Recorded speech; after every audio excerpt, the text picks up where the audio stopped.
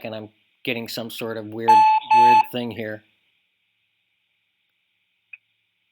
It's going to take me a second. Apparently, there's some sort of. Okay. Well, while you're doing that, I was gonna say to you, so not only I'm in the consumer products division, Yes. but we manage North America. So Mm-hmm. very few communications people at Disney have global responsibilities. Mm-hmm.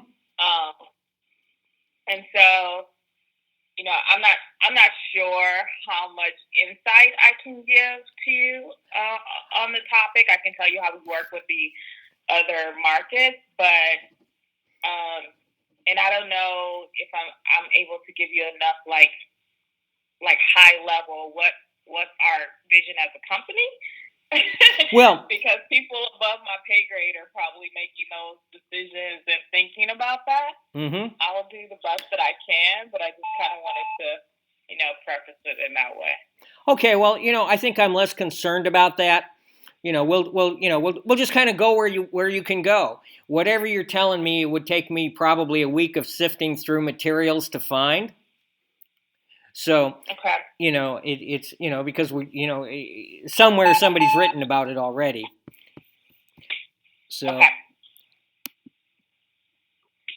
so anyway, my first question is one of the things that I have seen is, and I don't know that this is necessarily I'm sure it's a Disney policy, but practically speaking, living here in the United States, what I see when I look at Disney is I see parks, I see merchandising, I see cable shows, and they all kind of end up reinforcing each other.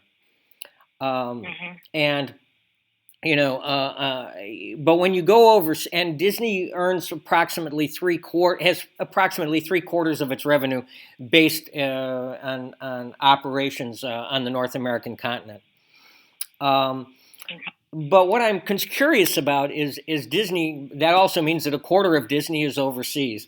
A number of very significant parks are out there, are scattered around the world. You also have a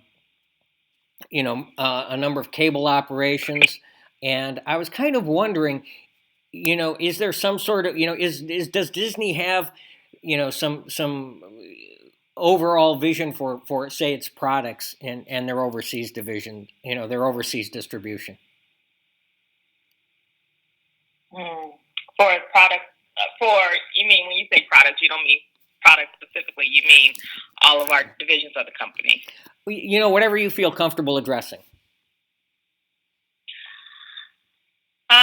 Well, I think that we definitely recognize that, that this is a global economy and that we have to create different experiences in different parts of the world. Mm-hmm. But I think that Disney means different things to different people as well. And so, as you said, we opened our park in Shanghai a year ago, and we have television operations in certain markets as well, and we have physical products in international markets as well. So I think that the company will continue to look at it from that perspective, from a global perspective. Mm-hmm. But it's about figuring out what are the right opportunities and what I guess how can we build affinity for the brand in each market, and that's a different approach depending on what part of the world you're talking about. Yeah, it's an interesting thing because Disney's Japan Park, which was the first one, the way that came about, the Japanese investors wanted Disneyland, and and it was an enormous success, and initially when the French park first opened, there were some questions about what cultural questions and that Mm-hmm. you know uh, and by this time